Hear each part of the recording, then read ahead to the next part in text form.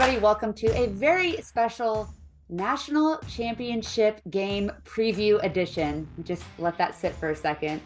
From the other sideline, Frogs today, I am your host, Melissa Triebwasser, joined by a very special guest who was stupid enough to close out 2022 by putting on Twitter, hey, I want to do all of the podcasts in 2023.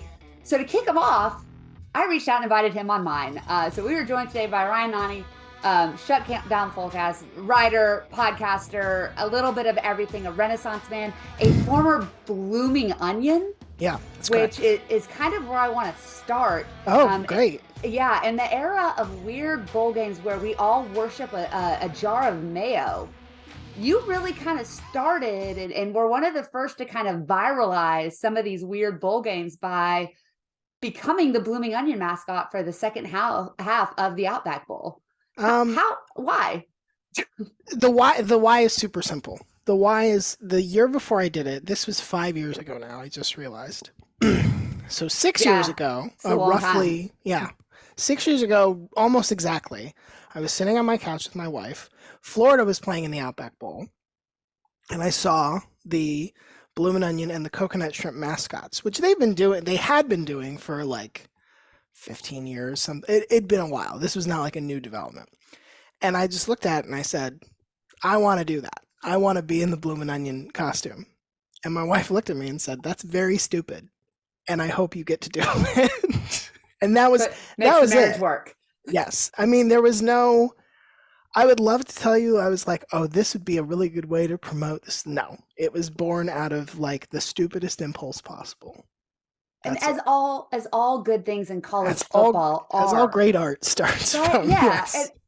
So okay, let's just roll with that, because you talk about stupid impulses in college athletics, and there may not have been a more successful stupid impulse this year than the Hypnotoad.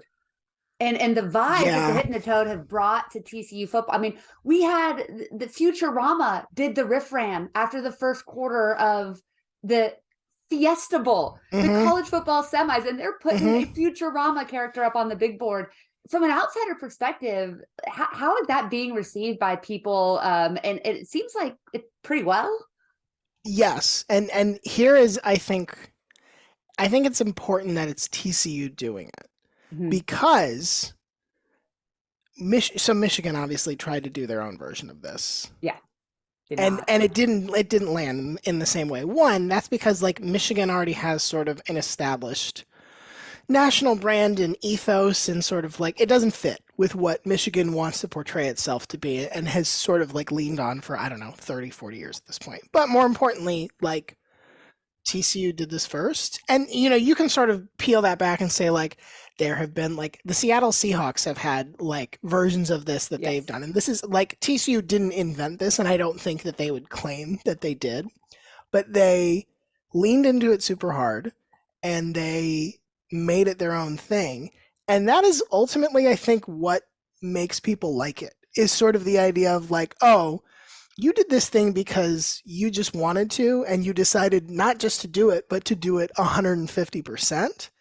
And that is fun. It's fun in the same way that like a team that runs the triple option, or a team that runs like the old style air raid and just does that is fun, because it's like, this doesn't necessarily make sense, and it probably doesn't check all the boxes of like, this is how you should do branding or run a football team. But it is cool to see somebody just say like, yep, we're going very hard in this direction. Yeah, just F it. Like that's kind of been the philosophy of this season. And what a departure from TCU a year ago, right, to have these .mp4. I actually met the creator down at the festival, and it was one of the highlights of my career, perfectly honest. Like I was just like, I bowed down, I shook his hand, I gave him a hug. I was like, man, I know you're doing a good job, because I have absolutely no idea what any of this means. And like that and I'm a high school teacher. Like I tend to know a little bit about what's going on social media, but no, I'm so confused by the end of every single one of them. And I guess, I don't know if I need to like do acid or something to get it, but it's working. And I think you're right. I think it's because it's TCU and not one of these like super serious kind of. Isn't like, I don't get all of it either. But to me, it's sort of like listening to music in a language that you don't speak. It works on an emotional level, or even if you're like, I don't understand every word, every beat, whatever, it's sort of like, you're like, I get the vibe. I get like the emotional thing that it's pushing towards. And obviously, this is not the same thing as like I'm listening to a German opera or something like that. But you don't walk away from it being confused, even if you don't get it. And that's what I think is really cool about it. That's a great way of putting it. You dropped the magic word, the vibes word, and I think the vibes have been just so immaculate this season. Richard Johnson has written about the vibes a lot and much more eloquently than I can. How much of an impact can just the feeling around a program make? I mean, clearly for this year for TCU, it's been big, but is there a precedent for this kind of culture change in such a short amount of time, leading a team to this type of heights? I think maybe the recent example you can think of is maybe like the Joe Burrow LSU championship year. And that has a lot to do with like Ed Orgeron was very different from Les Miles, and Joe Burrow had, was like the Ohio State transfer that Ohio State didn't have room for, basically. And so there were a lot of interesting things of sort of like, okay, these both in Orgeron and in Burrow, it's like, okay, the cast-offs are sort of like making it work at a place where it usually doesn't work, where usually when it's going to plan, the plan gets derailed in some way. But that said, like LSU has a history of winning national titles and has a long, like part of why it's been so frustrating for years at LSU is because they recruit super well and they've had Nick Saban there and they've, and this, that, and the other. So no, I don't think there is no recent example that you can point to, at least in college football. There's probably something in maybe college basketball, maybe college baseball even, where you can say like, oh, this is the year where it all clicked and this team made a deep turning run or made it to the College World Series or something like this. But in college football, even when you look at like Cincinnati last year, that didn't come out of nowhere. That was a team that was like, it has been building to this for years under one person. This is following like an arc that we understand. That is not TCU this year. It is truly unprecedented, at least in like the modern context. Well, when you think about too Sonny Dykes' journey, Yes. He started at a small school at La Tech and built that program to a powerhouse, and then kind of threw the dart at the map and said, Berkeley looks cool. Let's try that. And maybe you should have done a little more exploration into the Berkeley athletics department. As a Northern Californian, like, I wish you would have given me a call. You didn't know who I was, but I still might have just said like, bro, like, this is not the place to get institutional support. And then, goes to the dregs of college football humanity and SMU that has been mired in the death penalty for the better part of 3 decades and makes them respectable, but can't get over the hump. Right. And when the calendar turned from October to November, everybody from outside was saying, this is when it all falls apart for you, Horned Frogs. You guys have been living on the razor's edge, and now it's November and Sonny can't win in November. How has this season kind of changed nationally what people think of him as a coach outside of all of the awards and all of that? Like, is this something that you think can be sustainable, or is this just kind of the magic happening and just ride the wave while we can? That's a really good question. I certainly think it has helped his reputation a ton that they have not had that drop off, even when they lost a very exciting Big 12 championship. Like, that they did not miss a beat, that they went to the semifinal and not just won, but like won very much in their way in a lot of regards. And made Michigan lose in TCU's way. Yes. I was thinking, this is kind of a tangential answer to your question, but I think like one thing people have tried to sort of push this season is that TCU is somehow lucky. And I think that's because they've won close games. But then you dig into it a little bit and it's like, well, the Horned Frogs don't have a good fumble recovery percentage. They're at 33%. That's like 117th in the nation. They have had like okay injury luck, but like Quentin Johnson's been hurt, Kendre Miller's been hurt. Like, there's certainly been points where it's not like that 2000 Oklahoma team where it's like, oh yeah, nobody got hurt and everybody they just had all their starters all the time all year long.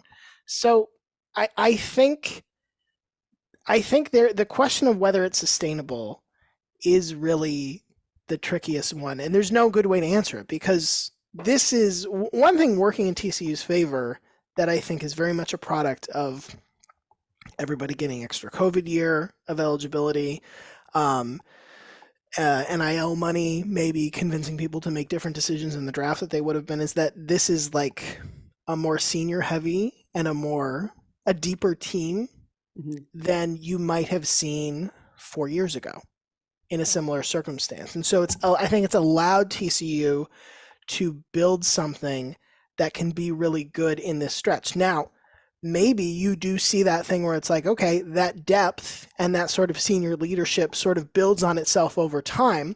Or maybe it is just like, yep, this was the one blip of a high point. I have a hard time saying like it's going to drop back to what it was. It feels foolish to say, unless you think like Max is like just the right quarterback for this situation and they're not going to get him, maybe you feel that way. But I think there is a way to sustain this that is maybe not we're going to the playoff every year, but is like we are hanging around the top 25. We are in the conversation more often than we're not. We are competing for conference championships regularly. Like there is that window feels very much open. But I'm curious what you think about like if this is a flash in a pan, very fun single season, or the first step on a road that is where the trajectory is going up. I mean, I think it's a fascinating question too. That's why I asked you. I was like, please tell me how this should be answered. Because you have Max, who is, I mean, almost inarguably not the best quarterback on the roster. Sure.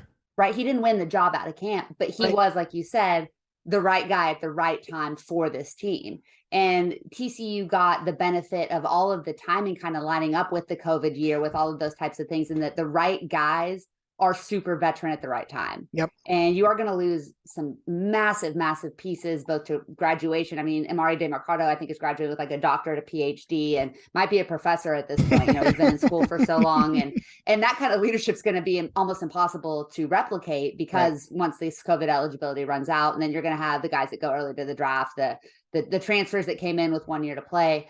But, TCU's been recruiting at a good level in the Big 12. They've been right behind Texas and Oklahoma now for a good stretch, but not at a top 20 level. Right. And Sonny this year was able to recruit a top 20 class. And that's not even giving you the bump you're going to get from playing for a national championship. And so I think TCU as a university and an athletics department having this stage, it doesn't matter what happens Monday night. If they get rolled, then everybody's like, well, it's Georgia. Of course they got rolled. The fact that they beat Michigan to get to this point, I think that's kind of the victory from a national perspective. So you should be able to continually slot in and fill talent. There'll be a drop back next year. I don't see any way that there's not. I think Chandler Morris has a chance to be statistically better than Max in some degrees, but I don't think that I will say I think he's learned a lot from how Max carries himself, and that's going to show. But when you look at what the new Big 12 is going to be, why not TCU as kind of the flagship of that conference, and in a 12-team playoff, they should be competing to be in one of those spots, maybe 3 out of every 5 years, 2 out of every 5 years. Yep. Now, will they play for a national championship again? Probably not anytime soon. The path and that's harder. Yes, I think that's exactly right. The playoff format is going to make that such an impossible thing to predict that it becomes like, where are you seated and what does your path look like in a way that we don't really think. Like in a 4-team playoff, it's just sort of like, all right, you're either going to play the best team the first round or the second round. That's it. Yeah. That's really the whole question. And yeah, I think that's a really good point too. Do you feel like TCU is positioned to sort of take the crown of the new Big 12?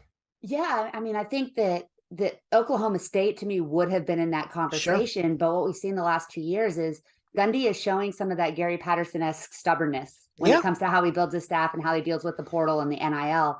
There's a lot of money in Stillwater, and there's just some powers that seem unwilling to spend it where it needs to be spent when it comes to getting players in. And so, and I think that comes mostly from Gundy, because he is such an old school style coach. And I worry that his fate is going to follow Gary's when it comes to, hey, things are changing. And Sonny Dykes did not help any other established coach in the Big 12 by what he did this year at TCU. Right. But Baylor, Dave Aranda is a heck of a football coach, but is not willing to this point to play an offensive style that fits the competitive. He's got a great defense. And that's kind of like, is he going to have that awakening that Patterson had in 2014?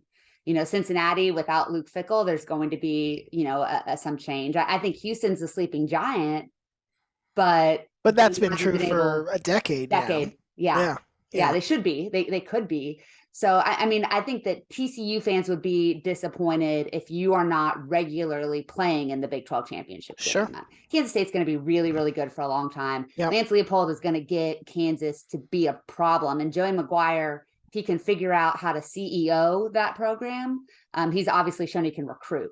But he's I think there's gonna be some staffing that has to happen there too to kind of get them into being an elite 9-10 win program on a regular basis. But we've seen it happen before. We just haven't seen it sustained, I think, in Lubbock. So I mean, I think that's going to be the expectation for TCU fans now, fair or not. Sonny may be a victim of his own success here in the next 2 years, right? Like we're gonna have to give some patience and some time, but they've got the new performance facility going in. It's going to be a game changer off the field for the entire athletics department. The money, like I was talking to some of the development guys, in some ways they can't cash the checks as quickly as they're coming in because everybody wants to be a part of the winner, and money has never been a problem for TCU, period. So if they can hang on to Jeremiah Donati, which is going to be the next big question, they can hang on to Sonny Dykes, which I think so. But the calls are coming in for Joe Gillespie and Lincoln Riley already, or not Lincoln, Garrett, sorry, the better Riley, the one that can win a bowl game. Sorry, Lincoln. Sorry, Garrett, it's your brother. But yeah, I mean, I think that you're going to have to overcome the things that happen when you build a really successful program or a successful season. These are the problems of good programs. These are like the only program that avoided this for a long time was Clemson. Mm-hmm. And now you've seen this is what happens when you can't handle coordinator turnover and you miss on a quarterback prospect or a couple, you don't develop talent along, a certain position group in the same way that you were for a little bit. Yeah, it's tough because I think the thing that makes the is this sustainable question hard to answer is that unless you are Alabama, Ohio State, Georgia, and that really might be it at this point. Michigan is probably close to that as well. It's all very razor's edgy. It's sort of like, okay, you recruited a really good class. Did they all stay? Did they all develop the way you thought they would? Did like the strength and conditioning coach who was your secret sauce, did he leave for another job? Like it's a matter of like, great, you had a great year, but you lost 2 close games and you didn't make the playoff. And therefore it's a failure. Yeah. Right. Yeah. So, well, that to me is really the thing that's going to be interesting for schools like TCU and these kind of, second tier programs that can have these great seasons. Those guys that get buried behind 2 and 3, 5 and 4-star products are looking to play immediately. Yeah. And then you say you can go to TCU and you can play in the playoffs. You can play for a Big 12 title. You can play for a national title and you can play right away. Yep. I mean, that's, for every Johnny Hodges who nobody wanted, there's a Mark Perry who was a hot commodity and looking at him sitting on the field after the game, just in tears of like, I can't believe I was at Colorado and now I'm playing for a national championship a year later. Like that kind of stuff is going to resonate with guys. And so there will be some portal recruiting that is beneficial to the smaller schools. Yep. But again, with that, you're going to have to find a way to sustain some level of consistency in your program. That's going to be really hard to do in the new era of college football. Yep. But it's a good problem to have. Right. You know? Sonny's coaching tree is pretty epic. And he's done a really good job of replacing really great coaches with more really great coaches. It's going to be, I think that playing this deep helps. Because I think you're going to get one more year of most of these guys because of the timing, unless they go to the NFL. But yeah, I mean, it's going to be hard to hang on to not just Garrett and Joe, but guys like Paul Gonzalez, Malcolm Kelly, Doug Meacham, and some of these younger guys even that have played critical roles. And then you mentioned the strength and conditioning. I mean, Kaz Kazadi is that dude's his phone won't stop ringing. Now they are giving him, just full reign and control over designing this new $70 million performance facility. So maybe that's the way to keep them in. Yeah. You started talking about Georgia and some of these elite programs. Well, that's what's up next for TCU. And after having been doubted pretty much every step of the way, now they're almost 2 touchdown dogs to the Dogs on Monday night. You're an SEC guy. We don't hold that against you because you're a Florida guy. And so we don't, not an immediate threat. but you know Georgia, you know that conference well. All the things we heard about the physicality with Michigan that TCU wasn't gonna be able to handle, it's almost doubled when you talk about what Georgia can throw out there. How do you see this matchup, and do the Horned Frogs have a shot to do what they did against Michigan against an even better opponent? Yes, and I think there are some similarities in what needs to happen. I think looking at both the semifinals and sort of saying like, okay, what can we take away from these things to say like, if there is a blueprint to beat Georgia, what does it look like? One, you have to force them into field goals.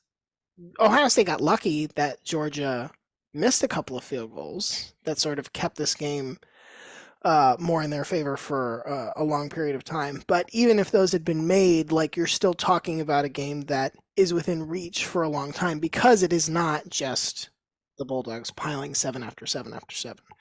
So I think that's thing one is, as you know, Georgia is not going to punt the ball much. You will be happy if you can force, let's say 4 punts, let's say 5. You know, like that would be a really, really solid day. So you know they're going to move the ball because they have the talent and I think the flexibility of scheme to do that.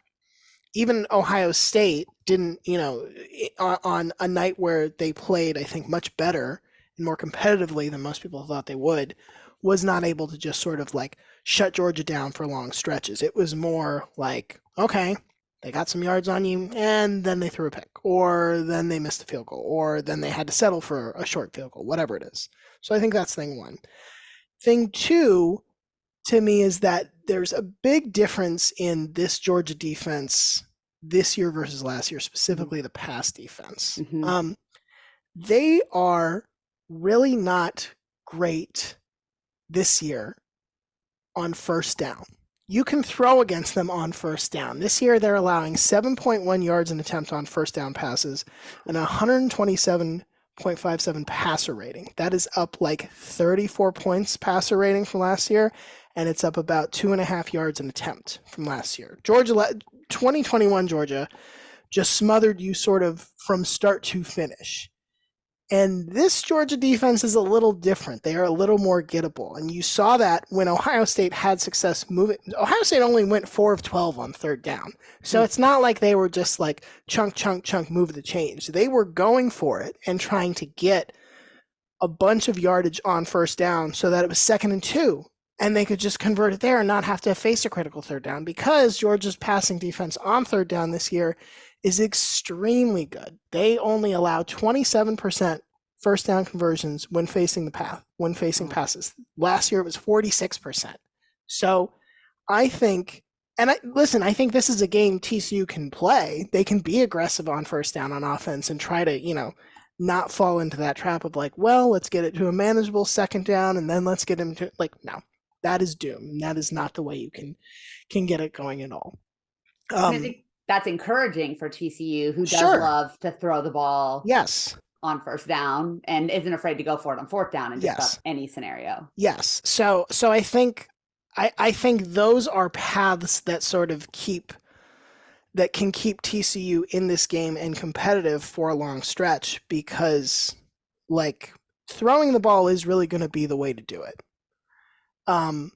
Even though CJ Stroud had some success running the ball sort of late in the game against Georgia, that felt more like, okay, we have to sort of pull this ripcord now. That was clearly not like, this is the thing we're designing that we're coming in and that's the plan to do from kickoff. Similar to what Michigan did with JJ McCarthy. Yes, exactly. So I think if you can win first down more often than not, because the goal there is to give your defense a chance by not going 3 and out. Really is what it's about, because Georgia on a short field, because they are so happy to go for big passes, or they have so much speed on the field that they can turn like those annoying tunnel screens into, oh, that's a 47-yard touchdown all of a sudden.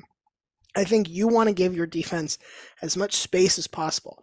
So to me, a successful drive for the TCU offense isn't necessarily score every time. It's stay on the field and keep field position in your favor. Now, there's one caveat to the field position thing I have to talk about. Brett Thorson, the Georgia punter, is extremely, extremely good. Nobody really talks about that because he never punts the ball. But I think he's only punted the ball 35 times this year. But he's 25th in the country in punting average at 44.9 yards. And half of his punts this year have been down inside the 20. In the Tennessee game, he had a 75-yard punt that was down at the 1. So there's so much about Georgia that defies the conventional expectations of, well, if you just do this, and if you just force this, and if you all the little things about trying to play field position games and sort of trying to eke it out a little bit and keep the defense on the field, it doesn't work that way. It requires this interesting blend, I think, of what I'll call tactical aggression, where you sort of have to say, we are playing to keep you on your heels, and we are trying to move the ball with an intention and an aggression that is not sort of we'll take what we can. Please let that be a little. It has to be a much more aggressive play style than that. That said, I think TCU has shown that they are capable of doing that when they choose to. Well, and it's I mean, if you're Garrett Riley, if you're Sonny Dykes, you're Joe Gillespie, you're kind of in a we can't lose situation, because obviously they want to win a national championship, but there's probably a freedom to take more chances on both sides of the ball than you would do if you're Georgia, where everyone is expecting you to run through this team. Right. I think that plays maybe potentially into TCU's favor too. It's going to be fascinating, because I think leading up to the Michigan game, everybody knew where TCU had an advantage with speed.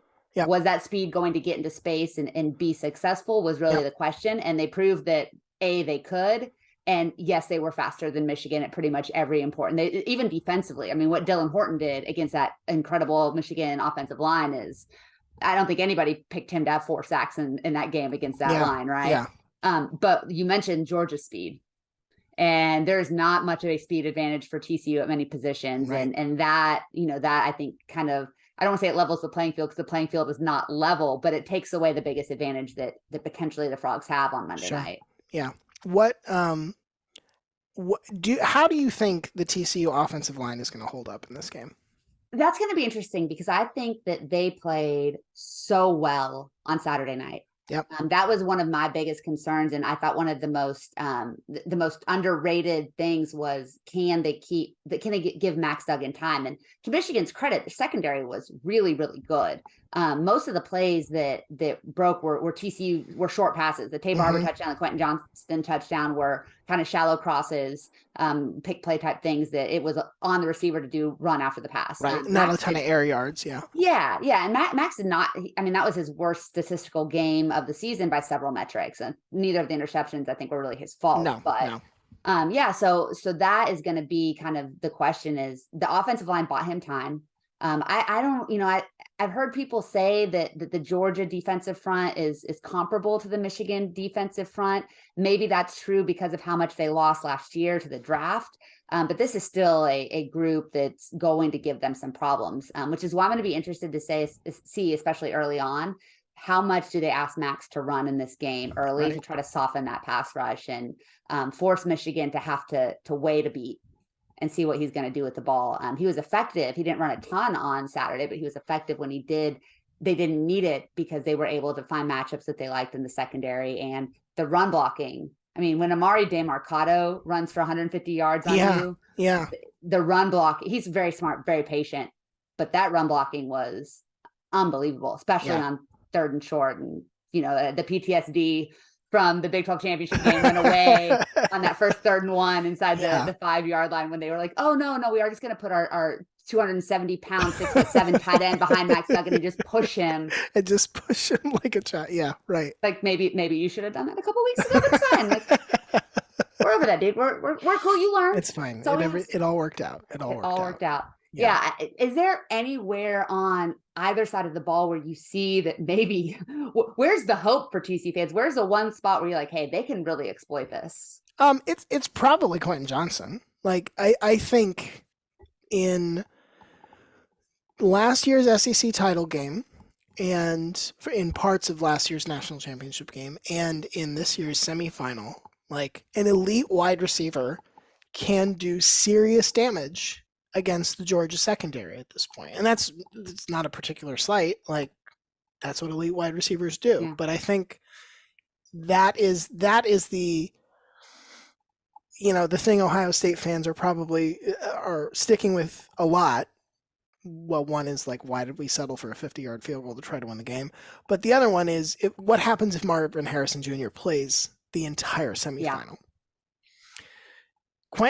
If Quentin Johnson can stay on the field and play a meaningful role for 4 quarters, yeah, that is the exact kind of player I think that you say, like, yep, he is the one who can flip a drive and turn a 2-score deficit into a 1-score, who can turn tie game into a TCU lead. Like that I think is the one sort of consistent thing that sort of plays out here.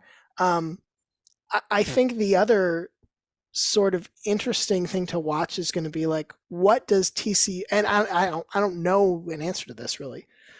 What does TCU's defense do to this Georgia offense? Because I think by and large, Georgia has not played a ton of great defenses this year. I think Ohio State did a pretty good job and certainly has a lot of talent on defense. But looking over the course of it, it's like this was not the greatest year of SEC defenses that anybody has ever seen.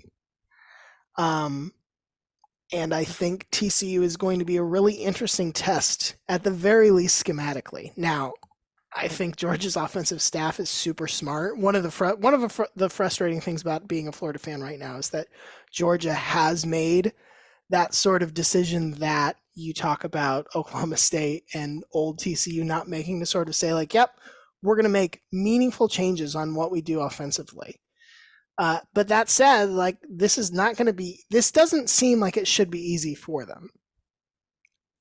At least for a stretch. I think the big question to me is like, is the talent gap, which is real, but is not necessarily dispositive, like, is that going to be the thing that decides like the late third quarter on? And I don't know. It really depends on a lot of things that nobody can predict right now.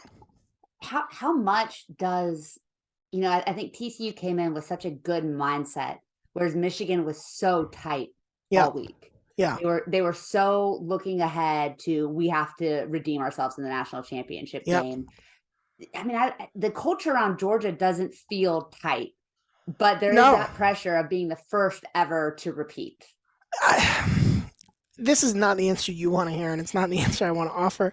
I think that's not going to be a problem for Georgia at all, because that was all I had.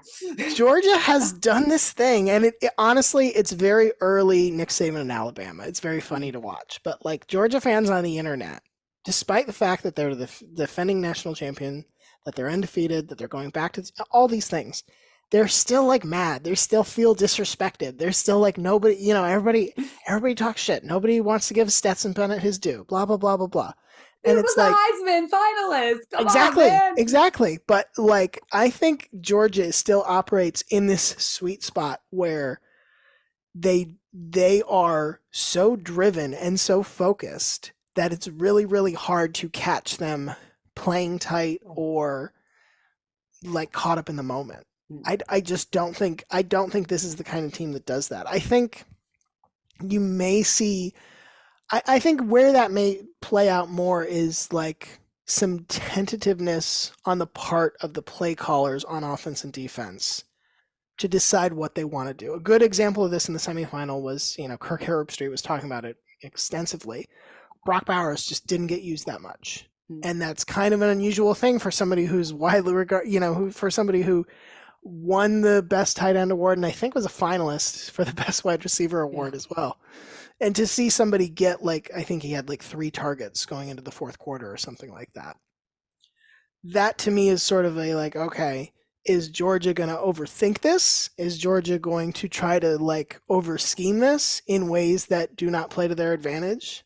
That said, they still won the game. That said, they didn't have a lot of trouble marching down the field to score the go-ahead touchdown. Yeah. So Yeah. They played with their food a little bit, but when push came to shove, they knew how to get it done. And, Yes. I think that's going to be a big difference than what we saw with Michigan, who runs the Philly special on 4th and 2 after telling us all week that they were going to dominate the line of scrimmage. And that's kind of like Johnny Hodges had a great quote after of like, oh, that's when we knew they were scared.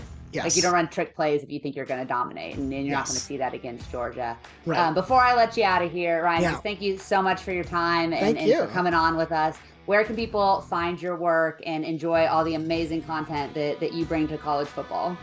Shutdown Fullcast is technically a college football podcast. It's frequently not, though.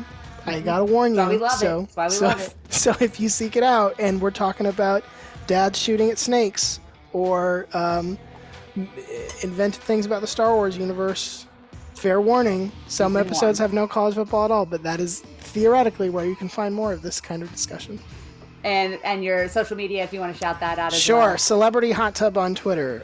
It's a picture of Eddie Murphy, and I am not him. I am not even close to Eddie Murphy, I feel like we've kind of taken the veil down today. Yeah, There can be some people that are surprised that it's not Eddie Murphy behind. I still get some comments who are like, "What? You're not like a successful black actor?" And I'm like, "Nope."